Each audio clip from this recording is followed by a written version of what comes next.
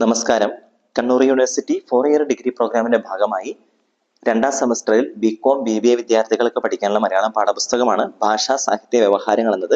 അതിൽ രണ്ടാമത്തെ മൊഡ്യൂളിൽ ജീവചരിത്രത്തിന്റെ ഭാഗത്ത് നമുക്ക് പഠിക്കാനുള്ളതാണ് KM കുമാരൻ എഴുതിയ R ശങ്കർ എന്ന ജീവചരിത്രത്തിലെ ആദ്യത്തെ 5 അധ്യായങ്ങൾ. അതിലെ ഒന്നാമത്തെ അധ്യായം നമ്മൾ കഴിഞ്ഞ ക്ലാസ്സിൽ കണ്ടു. ഇന്നത്തെ ക്ലാസ്സിൽ നമ്മൾ കാണുന്നത് ഇതിലെ രണ്ടാമത്തെ അധ്യായമാണ്. രണ്ടാമത്തെ അധ്യായത്തിന്റെ തലക്കെട്ട് എന്ന് പറയുന്നത് കോളേജ് വിദ്യാർത്ഥി എന്നുള്ളതാണ്. ആ തലക്കെട്ട് വരാനുള്ള കാരണം R ശങ്കർ കുഴിക്കലിടവകയിൽ നിന്നും കൊല്ലം നഗരത്തിൽ നിന്നൊക്കെ മാറി തിരുവനന്തപുരത്തേക്ക് വലിയൊരു നഗരത്തിലേക്ക് പഠിക്കാൻ പോകുന്നതിനെ കുറിച്ചൊക്കെയാണ് പ്രധാനമായിട്ടും ഈ അധ്യായത്തിൽ വിവരിക്കുന്നത്. ഇവിടെ ആദ്യം തന്നെ പറയുന്നുണ്ട്, ഒരു ഗ്രാമീണ ബാലനായിട്ടുള്ള R ശങ്കർ രാജധാനി കാണുന്നത് ആദ്യമായിട്ടാണെന്ന്. ആ രാജധാനി ഉദ്ദേശിക്കുന്നത് തിരുവനന്തപുരമാണ്. അപ്പൊ അതിനു മുമ്പ് R ശങ്കർ കണ്ടിട്ടുള്ള ഏറ്റവും വലിയ പട്ടണം എന്ന് പറയുന്നത് കൊല്ലം പട്ടണമായിരുന്നു. അദ്ദേഹത്തിന്റെ കുഴിക്കലിടവകയോടൊക്കെ അടുത്ത് കിടക്കുന്ന കൊല്ലം പട്ടണമായിരുന്നു അദ്ദേഹം ഇതിനു മുമ്പ് കണ്ടിട്ടുള്ള ഏറ്റവും വലിയ ഒരു പട്ടണം എന്ന് പറയുന്നത്. ഇദ്ദേഹം ജനിച്ചത് നമുക്കറിയാം ഒരു നാഗരികത എത്തിയിട്ടില്ലാത്ത ഒരു ചെറിയൊരു ഗ്രാമത്തില് ജനിച്ചു വളർന്ന ഒരു വ്യക്തിയാണ് R ശങ്കർ. അപ്പൊ അതുകൊണ്ട് തന്നെ അദ്ദേഹത്തിന് ഈ കൊല്ലം പട്ടണം ഒരു അത്ഭുതം തന്നെയായിരുന്നു. കൊല്ലം പട്ടണത്തെ കുറിച്ചൊക്കെ ചിന്തിക്കുന്നതിന് വലിയൊരു അത്ഭുതമായിരുന്നു. അതുകൊണ്ട് തന്നെ ഈ മനസ്സിലെ കൊല്ലം പട്ടണം ഒരു അത്ഭുതമായിട്ട് നിലകൊള്ളുന്ന സമയത്ത്, ഈ പഠിക്കുന്ന പഠന കാലഘട്ടങ്ങളിൽ ഹൈസ്കൂളിലൊക്കെ പഠിക്കുന്ന സമയത്ത് അദ്ദേഹം കൊല്ലം പട്ടണത്തെ വർണ്ണിക്കുന്ന മയൂര സന്ദേശത്തിലെ പദ്യമൊക്കെ ഈണത്തിൽ ചൊല്ലിപ്പഠിച്ച് അതൊക്കെ കൂട്ടുകാരെ ചൊല്ലി കേൾപ്പിക്കുന്ന ഒരു പ്രവണത കൂടെ R ശങ്കറിന് ഉണ്ടായിരുന്നുവെന്ന് ഇവിടെ KM കുമാരൻ ഓർമ്മിക്കുകയും ചെയ്യുന്നുണ്ട്. അതോടൊപ്പം തന്നെ കൊല്ലം പട്ടണത്തിന്റെയും തിരുവനന്തപുരം പട്ടണത്തിന്റെയും വ്യക്തിത്വങ്ങൾ എങ്ങനെയുള്ളതാണെന്ന് കൂടെ KM കുമാരൻ പറയുന്നുണ്ട്. അതായത് 2 വ്യക്തിത്വങ്ങളാണ് കൊല്ലം പട്ടണത്തിനും തിരുവനന്തപുരം പട്ടണത്തിനും ഉള്ളത്. 2 തരം വ്യക്തിത്വങ്ങളാണ് ഉള്ളതെന്ന് പറയുന്നുണ്ട്. ആദ്യം തന്നെ കൊല്ലം എന്ന് പറയുന്നത്, കൊല്ലം പട്ടണത്തിന്റെ രീതി എന്ന് പറയുന്നത് അതൊരു വ്യാപാര വാണിജ്യ സങ്കേതമാണെന്നാണ് പറയുന്നത്. ഇത് വ്യാപാരത്തിനും വാണിജ്യത്തിനൊക്കെ പ്രാധാന്യം കൊടുക്കുന്ന ഒരു സങ്കേതമായിട്ടാണ് കൊല്ലം പട്ടണം നിലകൊള്ളുന്നത്. പക്ഷേ തിരുവനന്തപുരം എന്ന് പറയുന്നത് സർക്കാർ ഓഫീസുകള്, പാഠശാലകള്, കലാലയങ്ങള് ഇതൊക്കെ ചേർന്നിട്ടുള്ള ഒരു പ്രൗഢി മാറ്റുകൂട്ടുന്ന തരത്തിലുള്ള ഒരു സങ്കേതമായിട്ടാണ് തിരുവനന്തപുരം നിലകൊള്ളുന്നത് എന്നും ഇവിടെ KM കുമാരൻ പറഞ്ഞു വെക്കുകയാണ്. അതോടൊപ്പം തന്നെ ഈ തിരുവനന്തപുരവും കൊല്ലവും ഒക്കെ ആയിട്ടുള്ള ബന്ധങ്ങളെ കുറിച്ചും ഒക്കെ ഇവിടെ പറയുന്നത്. അതായത് ഹൈസ്കൂൾ ക്ലാസ്സുകളിലൊക്കെ ചരിത്ര പഠനത്തിൽ ഈ തിരുവിതാംകൂറിന് അക്കാലങ്ങളിൽ പ്രാധാന്യം കൊടുത്തിരുന്നതിനെ കുറിച്ചൊക്കെ പറയുന്നുണ്ട്. ഇങ്ങനെ തിരുവിതാംകൂർ ചരിത്രത്തിൽ അതിപ്രധാനമായിട്ട് പങ്കുവഹിക്കുകയും അനേക സംഭവങ്ങൾക്ക് സാക്ഷി നൽകുകയും ചെയ്ത തിരുവനന്തപുരത്തെ പറ്റിയും ശങ്കർ പഠിക്കാൻ ഇടയായി. അതായത് കൊല്ലത്തെക്കുറിച്ച് പഠിക്കുന്നുണ്ട്, കൊല്ലത്തെക്കുറിച്ച് അദ്ദേഹം ആഴത്തിൽ പഠിക്കുകയും കവിതകളൊക്കെ കാണാപ്പാഠം പഠിക്കുകയും ചെയ്യുന്നുണ്ട്. അതോടൊപ്പം തന്നെ തിരുവിതാംകൂർ ചരിത്രത്തിൽ ഏറെ പ്രാധാന്യം കൊടുക്കുന്ന തിരുവനന്തപുരത്തെക്കുറിച്ചും ഹൈസ്കൂൾ ക്ലാസ്സുകളിലെ ചരിത്ര പഠന ക്ലാസ്സുകളിൽ അദ്ദേഹം പഠിക്കാനിടയായി. ഇനി ഇദ്ദേഹത്തിന്റെ ഗ്രാമമായ കുഴിക്കലിടവകയും തിരുവനന്തപുരം നഗരത്തിന്റെ സംസ്ഥാനത്തിന്റെ സ്ഥാപകനുമായ മാർത്താണ്ഡവർമ്മ മഹാരാജാവ് തമ്മിലുള്ള ബന്ധത്തെക്കുറിച്ച് ഇവിടെ പറയുന്നുണ്ട്. അതായത് കുഴിക്കലിടവകയുടെ ദാതാവാണ് ആര്? ഈ മാർത്താണ്ഡവർമ്മ മഹാരാജാവ്. അതുപോലെ തന്നെ തിരുവിതാംകൂർ സംസ്ഥാനത്തിന്റെ സ്ഥാപകനുമാണ് ഈ മാർത്താണ്ഡവർമ്മ രാജാവ്. ഇദ്ദേഹമാണ് ഈ പത്മനാഭപുരത്ത് നിന്നും തിരുവനന്തപുരത്തേക്ക് രാജധാനിയെ മാറ്റിയതെന്നും ഇവിടെ ഓർത്തെടുക്കുകയാണ്. ഇനി ഈ തിരുവനന്തപുരം, അതായത് ഈ രാജധാനിയെ ഒരു ആധുനിക തലസ്ഥാനത്തിന്റെ ലക്ഷണങ്ങൾ രീതിയിൽ മാറ്റിയെടുത്തത് ദിവാൻ സർ ടി മാധവറാവുവിന്റെ ഭരണകാലത്താണെന്നും കൂടെ KM കുമാരൻ ഇവിടെ ഓർമ്മിക്കുന്നുണ്ട്. അവിടെ അദ്ദേഹം ചെയ്തത്, ഈ ദിവാൻ സർ ടി മാധവറാവു ചെയ്തത്, അദ്ദേഹം ഒരു വിക്ടോറിയൻ സങ്കല്പത്തിലുള്ള രാജധാനിയുടെ രൂപം മനസ്സിൽ വെച്ചുകൊണ്ട് കൽക്കത്തയുടെ ഒരു ചെറിയ പതിപ്പ് ഇവിടെ തിരുവനന്തപുരത്ത് ആവിഷ്കരിക്കുകയാണ് അദ്ദേഹം ചെയ്തത് തന്നെ. ഇനി ഈ ശങ്കർ തിരുവനന്തപുരത്ത് പഠിക്കാൻ ചെന്നപ്പോഴത്തെ സാഹചര്യം കൊണ്ട് പറയുന്നത്, അതായത് ഈ R ശങ്കർ തിരുവനന്തപുരത്ത് പഠിക്കാൻ വരുമ്പോൾ പട്ടണം വളരെയധികം വികസിച്ച് കഴിഞ്ഞിരുന്നു. തിരുവനന്തപുരം പട്ടണം വളരെയധികം വികസിച്ചു കഴിഞ്ഞ ഒരു പട്ടണമായിട്ട് മാറുകയും ചെയ്തിട്ടുണ്ടായിരുന്നു. അതുപോലെ തന്നെ അവിടെ തിരുവനന്തപുരത്ത് പബ്ലിക് പാർക്കിലെ സമയമുള്ള പബ്ലിക് ലൈബ്രറിയിൽ അദ്ദേഹം കൂടുതൽ സമയം ചെലവഴിക്കാനൊക്കെ ശ്രദ്ധിച്ചിരുന്നു. ഈ പബ്ലിക് ലൈബ്രറിയാണ് തന്റെ വിജ്ഞാനത്തിന്റെ ദാഹത്തിന് ശമനം വരുത്തിയ ഒരു സ്ഥാപനം എന്ന് ശങ്കർ ഒരിക്കലും പറയുകയും ചെയ്തിട്ടുണ്ട്. ഒരുപക്ഷെ അദ്ദേഹത്തിന്റെ ഒരു പരന്ന വായനയുടെ പുസ്തക പാരായണത്തിന്റെ തുടക്കവും ഈ ഒരു സ്ഥാപനത്തിൽ വെച്ചായിരിക്കണം എന്നുകൂടെ ഇവിടെ KM കുമാരൻ ഓർത്തെടുക്കുകയും ചെയ്യാണ്. തിരുവനന്തപുരത്ത് ചെന്നിട്ട് ശങ്കർ പഠിക്കാൻ വേണ്ടി ചേർന്നത് മഹാരാജാസ് കോളേജിലാണ്. അതായത് ഇന്നത്തെ യൂണിവേഴ്സിറ്റി കോളേജ് എന്നറിയപ്പെടുന്ന തിരുവനന്തപുരത്ത് ഉണ്ടായിരുന്ന മഹാരാജാസ് കോളേജിലാണ് അദ്ദേഹം തിരുവനന്തപുരത്ത് പഠിക്കാൻ വേണ്ടി ചെന്ന് ചേരുന്നത്. ഈ തിരുവനന്തപുരം നഗരത്തെ ഒരു ഈ തിരുവിതാംകൂറിനെയൊക്കെ ഒരു ആധുനികതയിലേക്ക് കൈപിടിച്ച് നയിക്കുന്നതിൽ ഈ ഒരു സ്ഥാപനം, അതായത് മഹാരാജാസ് കോളേജ്, ഇന്ന് യൂണിവേഴ്സിറ്റി കോളേജ് എന്നറിയപ്പെടുന്ന ഈ മഹാരാജാസ് കോളേജ് വലിയ പങ്ക് വഹിക്കുകയും ചെയ്തിട്ടുണ്ട്. ഈ മഹാരാജാസ് കോളേജ്, തിരുവനന്തപുരത്ത് ഈ മഹാരാജാസ് കോളേജ് സ്ഥാപിക്കപ്പെട്ടത് 1869 ആയില്യം തിരുനാൾ മഹാരാജാവാണ് ഈ കലാലയത്തിന്റെ ശിലാകർമ്മം നിർവഹിച്ചത്. ഈ മഹാരാജാസ് കോളേജിന്റെ ശിലാകർമ്മം നിർവഹിക്കുകയും ചെയ്തത്. പിന്നീട് പ്രഗത്ഭരായിട്ടുള്ള അനേകം ആളുകളൊക്കെ ഇവിടെ പഠിക്കുന്നുണ്ട്. രാജ്യദ്രോഹ പ്രസ്ഥാനങ്ങളിലൊക്കെ പങ്കുവച്ച നേതാക്കന്മാരിൽ അധികം പേരും ഉന്നത വിദ്യാഭ്യാസം നേടിയത് ഈ കലാലയത്തിൽ നിന്ന് തന്നെയാണെന്നും കൂടെ KM കുമാരൻ ഓർത്തെടുക്കുകയും ചെയ്യുന്നത്. അതായത് രാജ്യത്തെ പല പ്രശസ്തരായ ആളുകളും പഠിച്ചു കടന്നുപോയത് ഈ കലാലയത്തിൽ കൂടെ തന്നെയാണ്. ഇനി ഭരണരംഗത്തും പൊതുരംഗത്തുമൊക്കെ ക്രിയാത്മകമായി ഒത്തിരി സംഭാവനകൾ നൽകി ഈ നമ്മുടെ നാടിനേക്ക് അനുഗ്രഹിച്ച പല പ്രതിഭാശാലികളും വളർന്നു വന്നതും ഈ മഹാരാജാസ് കോളേജ്, ഈ തിരുവനന്തപുരത്തെ ഈ കലാലയത്തിൽ കൂടിയാണെന്ന് KM കുമാരൻ ഓർത്തെടുക്കുകയും ചെയ്യാണ്. തുടർന്ന് ഈ തിരുവിതാംകൂറില് ക്രിസ്ത്യൻ മിഷണറിമാര് സ്ഥാപിച്ച സ്കൂളുകൾ, അതിന്റെ പ്രാധാന്യത്തെക്കുറിച്ചും അതുപോലെ തന്നെ ഐത്തത്തിന്റെ പേരിൽ സ്കൂളിലും വിദ്യാഭ്യാസത്തിന് വിലക്ക് വന്നിരുന്ന കാലത്തെക്കുറിച്ചൊക്കെ ഇവിടെ KM കുമാരൻ ഓർക്കുകയും ചെയ്യാണ്. അതായത് ഇന്ത്യയിലെ മറ്റ് ഭാഗങ്ങളിലെ പോലെ തന്നെ ഈ തിരുവിതാംകൂറിലും ഇംഗ്ലീഷ് വിദ്യാഭ്യാസം നടപ്പാക്കി അത് പ്രചരിപ്പിക്കുകയും ചെയ്തത് ഇവിടെ ഉണ്ടായിരുന്ന ക്രൈസ്തവ മിഷണറിമാരാണ്. അന്ന് ഇവിടെ നമ്മുടെ നാട്ടിൽ വന്ന ക്രൈസ്തവ മിഷണറിമാരാണ് ഇംഗ്ലീഷ് വിദ്യാഭ്യാസമൊക്കെ കൂടുതൽ നമ്മുടെ നാട്ടിലൊക്കെ പ്രചരിപ്പിക്കുകയൊക്കെ ചെയ്തത്. അവര് മലയാളം പള്ളിക്കൂടങ്ങളുടെ സ്ഥാപകന്മാരും ഒക്കെ മറ്റും ഈ മിഷണറിമാര് ഇംഗ്ലീഷ് വിദ്യാഭ്യാസം നൽകുന്നതോടൊപ്പം തന്നെ ഇവിടെ മലയാളം പള്ളിക്കൂടങ്ങളും അവർ സ്ഥാപിക്കുകയും ചെയ്തു. 2 തരം പള്ളിക്കൂടങ്ങളുടെ സ്ഥാപകർ ഇവർ തന്നെയായിരുന്നു. ഇവര് വിശാലമായ രീതിയിൽ ആളുകൾക്ക് വിദ്യാഭ്യാസം കൊടുക്കുക എന്നുള്ള ലക്ഷ്യത്തോടു കൂടി തന്നെ ഇംഗ്ലീഷ് വിദ്യാഭ്യാസ രീതിയും മലയാളം വിദ്യാഭ്യാസ രീതിയും നമ്മുടെ നാട്ടിൽ കൊണ്ടുവരാൻ വേണ്ടിയിട്ട് അവർ ശ്രദ്ധിക്കുകയും ചെയ്തിരുന്നു. ഇതേ കാലഘട്ടത്തിൽ തന്നെ ഒരു 19ാം നൂറ്റാണ്ടിന്റെ ആരംഭത്തിൽ തന്നെ ഇവിടെ ഈ തിരുവിതാംകൂർ സർക്കാരിന്റെ ആഭിമുഖ്യത്തിൽ പുതിയ രീതിയിലുള്ള പള്ളിക്കൂടങ്ങളൊക്കെ ഇവിടെ സ്ഥാപിച്ചു തുടങ്ങുകയും ചെയ്തു. പക്ഷെ ഇവിടെ പ്രശ്നം എന്തായിരുന്നു വെച്ചാൽ, ജാതി സംബന്ധമായിട്ടുള്ള വിലക്കുകൾ കൊണ്ട് അവർണർക്കും അഹിന്ദുക്കൾക്കും ഈ ഇങ്ങനെയുള്ള സർക്കാർ സ്ഥാപിക്കുന്ന വിദ്യാഭ്യാസ സ്ഥാപനങ്ങൾ കൊണ്ട് പ്രയോജനം ലഭ്യമായിരുന്നില്ല. കാരണം അവർണരായിട്ടുള്ള ആളുകൾ, അഹിന്ദുക്കളായിട്ടുള്ള ആളുകൾക്കൊക്കെ അവിടെ ആ സർക്കാർ സ്ഥാപനങ്ങളിൽ, സർക്കാർ വിദ്യാഭ്യാസ സ്ഥാപനങ്ങളിൽ പ്രവേശനം നിഷേധിക്കപ്പെട്ടു. ഇങ്ങനെയുള്ള ഈ കുറവ് നികത്തിയത് ക്രൈസ്തവ മിഷൻ പള്ളിക്കൂടങ്ങളാണെന്നും കൂടെ ഇവിടെ KM കുമാരൻ ഓർത്തു വയ്ക്കുകയാണ്. കാരണം അങ്ങനെയുള്ള പള്ളിക്കൂടങ്ങളിൽ എല്ലാവർക്കും കടന്നു ചെല്ലാനുള്ള ഒരു സ്വാതന്ത്ര്യം കൂടെ നൽകപ്പെട്ടിരുന്നു. ഈ സമയത്ത് തിരുവനന്തപുരത്തുള്ള മഹാരാജാസ് കോളേജിൽ, R ശങ്കർ പഠിച്ചിരുന്ന മഹാരാജാസ് കോളേജിലും ഇങ്ങനെ ജാതി സംബന്ധമായിട്ടുള്ള പ്രശ്നങ്ങൾ നിലനിന്നിരുന്നു. അതുകൊണ്ട് തന്നെ തിരുവനന്തപുരത്തെ മഹാരാജാസ് കോളേജിലും ഒക്കെ ഈഴവരും മറ്റ് ഉള്ള ആളുകളൊക്കെ ഉന്നത വിദ്യാഭ്യാസത്തിന് വേണ്ടി ഒരിക്കലും കടന്നു ചെന്നിട്ടില്ല എന്നുള്ള കാര്യം കൂടെ KM കുമാരൻ ഇവിടെ ഓർത്തു വയ്ക്കുകയാണ്. പിന്നീട് കാലങ്ങൾ കടന്നു പോകുമ്പോഴേക്കും തിരുവിതാംകൂറിന്റെ സാമ്പത്തിക രംഗത്ത് അഭിവൃദ്ധി ഉണ്ടായി. ഇങ്ങനെയുണ്ടായ അഭിവൃദ്ധി ഈഴവരുടെ അവര് തഴയപ്പെടുന്ന ഒരു അവസ്ഥയ്ക്കും ഒരു മാറ്റം വരാനുള്ള സാധ്യതകൾ വന്നു ചേരുകയും ചെയ്തു. അതായത് പുതുതായിട്ട് ആരംഭിക്കപ്പെട്ട വ്യവസായശാലകളിലും തോട്ടം കൃഷിയിടങ്ങളിലൊക്കെ പണിയെടുക്കുന്നവരിൽ ഭൂരിപക്ഷവും ഈഴവ സമുദായത്തിൽപ്പെട്ട ആളുകളായിരുന്നു. അപ്പൊ അതുകൊണ്ട് തന്നെ ഈ തൊഴിൽ സൗകര്യങ്ങൾ അവരുടെ ജീവിത നിലവാരത്തിലും ജീവിത രീതികളിലും മാറ്റം വരുത്താണ്. കാരണം കൂടുതലായിട്ട് അവർ സാമ്പത്തികമായിട്ട് വളരാനും തുടങ്ങി. ഇങ്ങനെ സാമ്പത്തിക നില മെച്ചപ്പെട്ട ഈഴവര് ക്രൈസ്തവ മിഷണറിമാരുമായിട്ട് ബന്ധപ്പെടുകയും അവരുടെ വിദ്യാലയങ്ങളെ പ്രയോജനപ്പെടുത്തുകയും അവരുടെ സാങ്കേതിക മാർഗങ്ങൾ മനസ്സിലാക്കുകയും ചെയ്തു. അതായത് ഈഴവര് കൂടുതലായിട്ടും ക്രൈസ്തവ മിഷണറിമാരുടെ സ്ഥാപനങ്ങളിലേക്ക്, വിദ്യാഭ്യാസ സ്ഥാപനങ്ങളിലേക്ക് കടന്നു വന്ന് അവര് അറിവ് നേടാനും അങ്ങനെ കൂടുതൽ കാര്യങ്ങൾ പഠിക്കാൻ വേണ്ടി തുടങ്ങി. അങ്ങനെ 1874 അടുപ്പിച്ചൊരു തിരുവിതാംകൂറിലെ ആദ്യത്തെ ഈഴവന് ഹൈസ്കൂളിലും മഹാരാജാസ് സ്കൂളിലും പ്രവേശനം ലഭിച്ചു. അതുവരെ ഈഴവന് ഹൈസ്കൂളിലോ കോളേജുകളിലോ മഹാരാജാസ് സ്കൂളിൽ അവിടെ ഒന്നും വന്ന് പഠിക്കാനുള്ള സ്വാതന്ത്ര്യമില്ലായിരുന്നു. പക്ഷെ 1874 അടുത്ത് തന്നെ ആദ്യത്തെ ഈഴവന് ഹൈസ്കൂളിലും മഹാരാജാസ് സ്കൂളിലും പ്രവേശനം ലഭിച്ചു. അദ്ദേഹം 1882 BA പാസ്സാകുകയും ചെയ്തു. ഒന്നാമത്തെ ആ ബിരുദധാരിയായിട്ട് പറയുന്നത് ഡോക്ടർ പൽപുവിന്റെ ജ്യേഷ്ഠ സഹോദരനായ P വേലായുധൻ ആയിരുന്നു. ഡോക്ടർ പൽപുവിനെ അറിയാം, നമുക്കറിയാം. ഇത് ശ്രീനാരായണ ഗുരുവുമായിട്ട് ഏറ്റവും അടുത്ത് നിൽക്കുന്ന വ്യക്തിയാണ്. SNDP പ്രസ്ഥാനമൊക്കെയായിട്ട് അടുത്ത് നിൽക്കുന്ന വ്യക്തിത്വമാണ്. അപ്പൊ അദ്ദേഹത്തിന്റെ ജ്യേഷ്ഠ സഹോദരൻ P വേലായുധനായിരുന്നു ആദ്യമായിട്ട് BA പാസ്സായ വ്യക്തി എന്നും കൂടെ ഇവിടെ KM കുമാരൻ ഓർക്കുകയാണ്. ഈ വ്യക്തി BA പാസ്സായെങ്കിലും അദ്ദേഹത്തിന് തിരുവിതാംകൂർ സർവീസിൽ ഉദ്യോഗത്തിന് വേണ്ടിയിട്ട് ശ്രമിച്ചപ്പോൾ ഉദ്യോഗം നിഷേധിക്കപ്പെട്ടു. പക്ഷെ പിന്നീട് അദ്ദേഹം മദ്രാസ് സർവീസിൽ പ്രവേശിച്ച് ഇദ്ദേഹം ഈ P വേലായുധൻ ഡെപ്യൂട്ടി കളക്ടർ സ്ഥാനം വരെ ഉയരുകയും പ്രശസ്തമായിട്ടുള്ള സേവനമൊക്കെ ചെയ്യുകയും അങ്ങനെ സേവനത്തിന് റാവു ബഹദൂർ ബഹുമതി വരെ കരസ്ഥമാക്കുകയും ചെയ്ത വ്യക്തിയായിട്ട് മാറുകയും ചെയ്തു. ഇങ്ങനെ കാലം കഴിയുന്തോറും തന്നെ ഉന്നത വിദ്യാഭ്യാസം നേടുന്നതിനുള്ള ആഗ്രഹം ഈഴവർക്കിടയിലും ഇങ്ങനെ പതിയെ വളർന്നു വരാൻ വേണ്ടി തുടങ്ങി.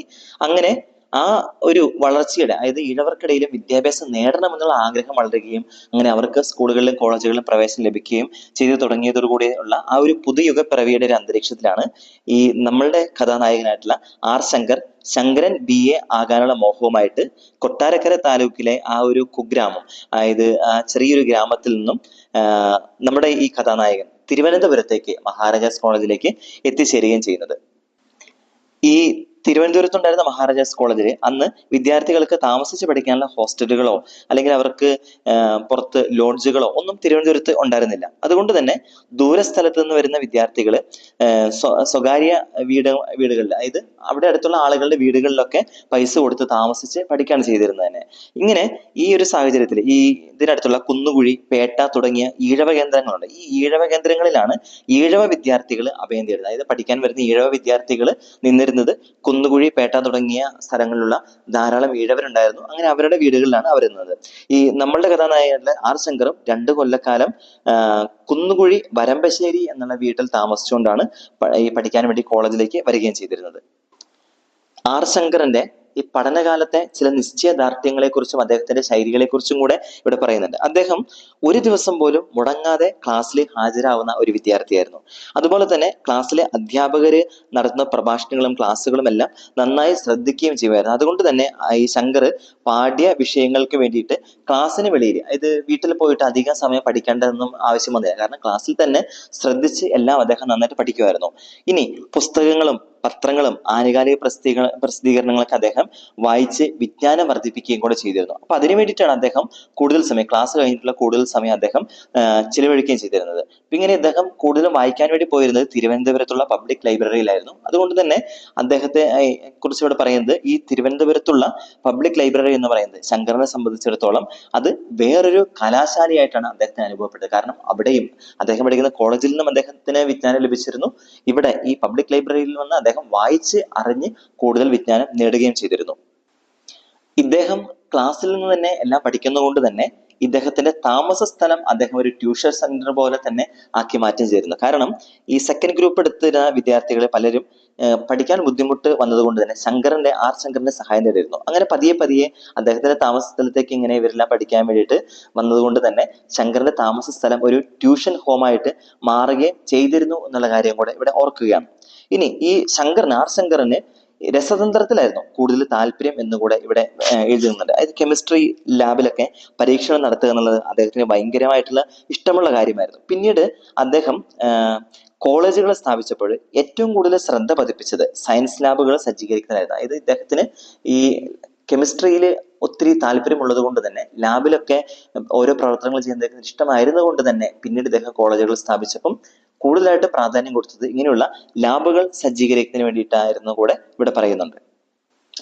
അതോടൊപ്പം തന്നെ ആർ ശങ്കരന്റെ മറ്റൊരു പ്രത്യേകതയായിരുന്നു ആരെയും നോക്കാതെ തന്നെ അദ്ദേഹത്തിന് പറയാനുള്ള കാര്യങ്ങൾ അത് നേരാണെങ്കിൽ സത്യമാണെങ്കിൽ അത് തുറന്നു പറയാനും ഒക്കെയുള്ള ഒരു പ്രാവീണ്യം അദ്ദേഹത്തിനുണ്ടായിരുന്നു. അതുപോലെ തന്നെ നല്ല വാക്ചാതുര്യവും നല്ല പ്രസംഗിക്കാനുള്ള കഴിവും അദ്ദേഹത്തിനുണ്ടായിരുന്നു. ഇതൊക്കെയായിട്ട് ബന്ധപ്പെട്ട ഒരു സംഭവം, കോളേജ് വിദ്യാഭ്യാസ കാലത്ത് നടന്ന ഒരു പ്രത്യേക സംഭവം കൂടെ ഇവിടെ ഈ ജീവചരിത്രത്തിൽ എടുത്തു പറയുന്നുണ്ട്. അതായത് കോളേജ് സാഹിത്യ സമാജത്തിന്റെ ഒരു സമ്മേളനം നടക്കുകയായിരുന്നു. അതിന്റെ അധ്യക്ഷനായിട്ടുണ്ടായിരുന്നത് മഹാകവി ഉള്ളൂരസ് പരമേശ്വരയ്യരാണ്. ഇതില് സാഹിത്യകാരന്മാർക്ക് പുറമെ ഈ രാജധാനിയിലെ തിരുവനന്തപുരത്തെ ഒട്ടനേകമായിട്ടുള്ള പ്രമാണിമാരും ഒക്കെ അത് ഈ സാഹിത്യ സമാജത്തിൽ പങ്കെടുക്കാനായിട്ട് വന്നിട്ടുണ്ട്. അതില് ആ കാലത്ത് പതിവനുസരിച്ച് സദസ്സിലെ അധികം പേര് സവർണരായിട്ടുള്ള വലിയ ജാതിയിലുള്ള ആളുകളായിരുന്നു ഈ സദസ്യരായിട്ട് ഉണ്ടായിരുന്നത് തന്നെ. ഈ സാഹിത്യ സമാജത്തിലെ അധ്യക്ഷനായിട്ടുള്ള ഉള്ളൂരസ് പരമേശ്വരയ്യർ തന്റെ ക്രമം അനുസരിച്ച് തന്റെ പ്രസംഗത്തിന്റെ സമയമായപ്പോൾ അദ്ദേഹം വളരെ നല്ല രീതിയിൽ കേരള കാളിദാസിനെ കുറിച്ചും കേരള വ്യാസനെ കുറിച്ചും കേരള പാണിനി അങ്ങനെ തുടങ്ങിയ എല്ലാ സാഹിത്യ ചക്രവർത്തിമാരെ കുറിച്ചൊക്കെ വാചാലമായിട്ട് പ്രസംഗിക്കുകയും അവരുടെ കൃതികളിൽ നിന്ന് ഉദ്ധരണികളൊക്കെ പറയുകയും ചൊല്ലിക്കേൾപ്പിച്ചുകൊണ്ട് സദസ്യരെയൊക്കെ ഒത്തിരി അധികമായിട്ട് ആനന്ദിപ്പിക്കുകയും ചെയ്തു. ഇങ്ങനെ അദ്ദേഹം ഉദ്ധരിച്ച ആളുകളെല്ലാം തന്നെ സവർണരായിട്ടുള്ള ആളുകളായിരുന്നു. പക്ഷെ അദ്ദേഹം പ്രസംഗത്തിനിടയ്ക്ക് ആ കാലഘട്ടത്തിൽ തിളങ്ങി നിന്നൊരു വ്യക്തിത്വമുണ്ട്, കുമാരനാശാൻ. ഈ കുമാരനാശാനെ പറ്റി ഒരു ഒഴുക്കൻ മട്ടിൽ മാത്രമേ ഈ ഉള്ളൂര് പ്രസ്താവിച്ചിട്ടുണ്ടായിരുന്നുള്ളൂ. കുമാരനാശാനെ കുറിച്ച് വ്യക്തമായിട്ട് ഒന്നും പറഞ്ഞിട്ടില്ല. ഇങ്ങനെ ഈ ഉള്ളൂര് തന്റെ പ്രസംഗത്തില് കുമാരനാശാന് അർഹിക്കുന്ന പ്രാധാന്യം നൽകിയില്ല എന്ന് ആർ ശങ്കറിന് തോന്നി. ഈ കുമാരനാശാനോടുള്ള ഈ അവഗണന ശങ്കറിന്റെ മനസ്സിൽ അമർഷവും പ്രതിഷേധവും ഉയർത്തി. നമുക്കറിയാം, കുമാരനാശാൻ ഈഴവ വിഭാഗത്തിൽപ്പെട്ട ആളാണ്. അപ്പൊ അതുകൊണ്ട് തന്നെ സവർണ വിഭാഗത്തിൽപ്പെട്ട ആളല്ല. അതുകൊണ്ട് തന്നെ മനഃപൂർവ്വമുള്ള ഒരു ഒഴിവാക്കലാണ് അതെന്ന് ഈ ആർ ശങ്കറിന് തോന്നുകയാണ്. അപ്പൊ അതുകൊണ്ട് തന്നെ ഈ ആർ ശങ്കറിന്റെ മനസ്സിൽ പ്രതിഷേധവും അമർഷവും പ്രതിഷേധവും ഒക്കെ വരികയാണ്. ആ സമയത്ത് ആർ ശങ്കർ പറഞ്ഞു, തനിക്കും അല്പം സംസാരിക്കാനുണ്ട്, അതിന് അവസരം നൽകണമെന്നും അദ്ദേഹം സദസ്സിൽ എഴുന്നേറ്റ് എന്ന് പറയുകയാണ്. അധ്യക്ഷൻ അദ്ദേഹത്തിന് കുറെ നേരം ആലോചിച്ച ശേഷം കനിഞ്ഞ് ഒരു 5 മിനിറ്റ് അനുവദിച്ചു. 5 മിനിറ്റ് മാത്രം സംസാരിക്കാനുള്ള അനുവാദം കൊടുത്തു. ആ അനുവാദത്തിനനുസരിച്ച് ആർ ശങ്കർ പ്രസംഗവേദിയിൽ കയറുകയും തന്റെ പ്രഭാഷണം തുടങ്ങി. അന്ന് ഏകദേശം ആർ ശങ്കറിന് ഒരു 16 വയസ്സ് മാത്രമേ പ്രായമുള്ളൂ. ഈ പയ്യന് എന്താണ് പ്രസംഗിക്കാൻ പോകുന്നത് എന്ന മട്ടില് ഈ അധ്യക്ഷനായിട്ടുള്ള ഉള്ളൂരും ആ സദസ്സിലുള്ള സവർണരായിട്ടുള്ള ആളുകൾ നമുക്ക് കൗതുകപൂർവ്വം തന്നെ ഇങ്ങനെ കാത്തിരുന്നു. അപ്പൊ ഈ ആർ ശങ്കർ സ്വതസിദ്ധമായിട്ട് ശൈലിയിൽ തന്നെ ആശാൻ കവിതകൾ സന്ദർഭത്തിനനുസരിച്ച് ഈണത്തിൽ പാടിക്കൊണ്ടും ആശാന്റെ ആശയങ്ങളും ഒക്കെ പറഞ്ഞുകൊണ്ടൊക്കെ പ്രസംഗങ്ങൾ തുടർന്നു. ഈ സദസ്സിലുള്ള ആളുകളെല്ലാവരും തന്നെ എല്ലാം മറന്ന് ഈ ഒരു സംഗീതാത്മകമായിട്ടുള്ള ആ ഒരു പ്രഭാഷണത്തിൽ ഇങ്ങനെ ലയിച്ചിരിക്കുകയാണ്. കാരണം ആർ ശങ്കർ അത്രമാത്രം ഒരു സംഗീതാത്മകമായ ശൈലിയിൽ കവിതകൾ ചൊല്ലുകയും കാര്യങ്ങൾ പറഞ്ഞും ഒക്കെ പ്രഭാഷണം അങ്ങ് നടത്തുകയാണ്. അധ്യക്ഷൻ വെറും 5 മിനിറ്റ് അനുവദിച്ച ആ പ്രസംഗം ഏകദേശം ഒരു അരമണിക്കൂർ ആയപ്പോഴാണ് അത് നിന്നത്. അപ്പൊ അങ്ങനെ ശങ്കറിന്റെ ആ ഒരു വാക് പ്രവാഹത്തിൽ മതിമറന്ന് ആ സദസ്സ് ഇരിക്കുകയും ചെയ്തു. ശങ്കർ പ്രസംഗം അവസാനിച്ചപ്പോ സദസ്സില് കരഘോഷത്തോടു കൂടി തന്നെ അദ്ദേഹത്തെ അനുമോദിക്കുകയും ചെയ്തു. ഇതിനെക്കുറിച്ച് ഇവിടെ ജീവചരിത്രകർത്താവ് പറയുന്നത്, അനേകം സാഹിത്യ പ്രസംഗങ്ങളുടെ മംഗളകരമായ തുടക്കമാണെന്ന് ശങ്കർ നിർവഹിച്ചത് എന്നാണ്. അതായത് ഒരു തനിയെ രാഷ്ട്രീയക്കാരനായിട്ട് പോർക്കളത്തിൽ ഇറങ്ങുന്ന കാലം വരെ അദ്ദേഹം അറിയപ്പെട്ടിരുന്നത് ഒരു പ്രഗത്ഭനായിട്ടുള്ള ഒരു സാഹിത്യ പ്രസംഗനായിട്ടാണ്. അദ്ദേഹത്തിന് സാഹിത്യത്തെക്കുറിച്ചും എല്ലാത്തിനെക്കുറിച്ചും ആഴത്തിലുള്ള അറിവുണ്ടായിരുന്നു. അതിനെക്കുറിച്ച് അത് പ്രസംഗിക്കാനുള്ള ഒരു വാക്ചാതുര്യവും കൂടെ ശങ്കറിന് ഉണ്ടായിരുന്നു എന്ന് ഇവിടെ KM കുമാർ ഓർക്കുകയും ചെയ്താണ്. ഇതോടൊപ്പം തന്നെ ഈ കവിത എന്ന് പറയുന്നത് ശങ്കറിന് ഒരു ഹൃദ്യമായിട്ടുള്ള ഒരു അനുഭൂതിയായിരുന്നു. കവിത പഠിക്കുക എന്നുള്ളതൊക്കെ നമ്മൾ കഴിഞ്ഞ അധ്യായത്തിൽ കണ്ടിരുന്നു. ശങ്കർ ഇങ്ങനെ പഠിക്കാൻ വേണ്ടി പോകുന്ന സമയത്ത് 7 മൈൽ നടക്കുന്ന സമയത്ത് തനിക്ക് പഠിക്കാനുള്ള മലയാളവും ഇംഗ്ലീഷും കവിതകളൊക്കെ ഹൃദിസ്ഥമാക്കുന്ന സ്കൂളിലേക്ക് പോകുന്ന സമയത്തായിരുന്നു എന്ന്. അപ്പൊ അതുകൊണ്ട് തന്നെ അത് ചെറുപ്പത്തിലേ കിട്ടിയ ആ ഒരു കാര്യം അദ്ദേഹം ജീവിതത്തിൽ ഉടനീളം തുടർന്നുകൊണ്ട് പോവുകയും ചെയ്തു. ഇംഗ്ലീഷിലും മലയാളത്തിലുമുള്ള പ്രശസ്തമായിട്ടുള്ള ഒട്ടനേകം കവിതകൾ തന്നെ അദ്ദേഹം ഹൃദിസ്ഥമാക്കാനും അദ്ദേഹം എപ്പോഴും ശ്രമിക്കുകയും ചെയ്തിരുന്നു. ഇതുകൊണ്ട് തന്നെയാണ് അദ്ദേഹത്തിന് ആശാൻ കവിതകളോട് ഈ സാഹിത്യ സമാജത്തിലെ ആളുകള് ഒരു അവഗണന കാണിച്ചപ്പോൾ അതിനെതിരെ പ്രതികരിക്കാനും കൂടെ ശങ്കറിന്റെ മനസ്സിൽ തോന്നിപ്പിക്കുകയും ചെയ്തത്. ഇനി ഇദ്ദേഹത്തിന്റെ കോളേജ് വിദ്യാഭ്യാസ കാലത്ത് തിരുവനന്തപുരത്ത് താമസിച്ചാണ് അദ്ദേഹം പഠിക്കുന്നതെന്ന് നമ്മൾ പറഞ്ഞായിരുന്നു. ഈ താമസിക്കുന്നതിനും മറ്റുള്ള ചിലവുകൾ നൽകിയിരുന്നത് ഇദ്ദേഹത്തിന്റെ ചിറ്റപ്പനായിരുന്നു. പിന്നെ ഫീസിനുള്ള പണം അയച്ചു കൊടുത്തിരുന്നത് ഇദ്ദേഹത്തിന്റെ അച്ഛനുമായിരുന്നു.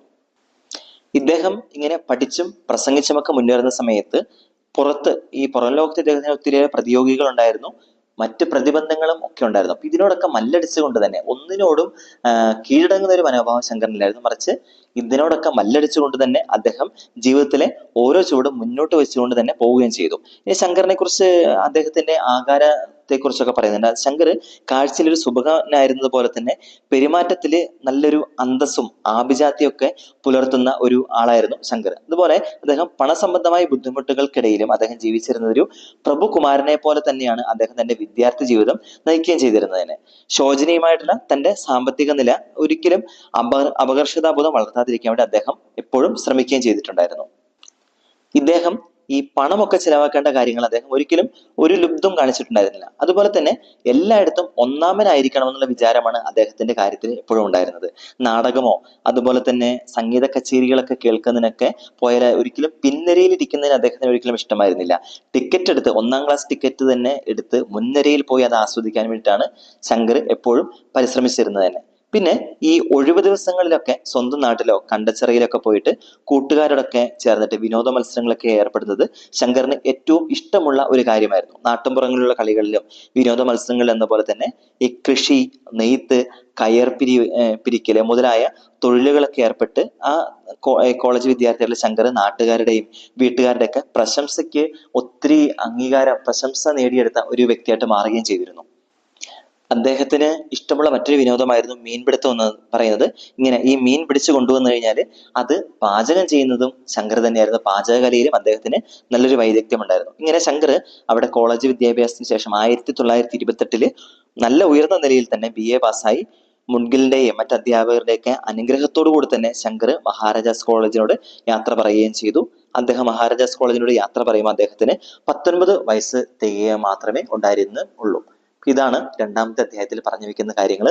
ഈ പാഠഭാഗം നന്നായിട്ട് വായിക്കുക, അതോടൊപ്പം ഈ ക്ലാസ്സും വളരെ നന്നായിട്ട് കേൾക്കുകയും ചെയ്യുക, നന്നായിട്ട് പഠിക്കുകയും ചെയ്യുക. എല്ലാവർക്കും നന്ദി.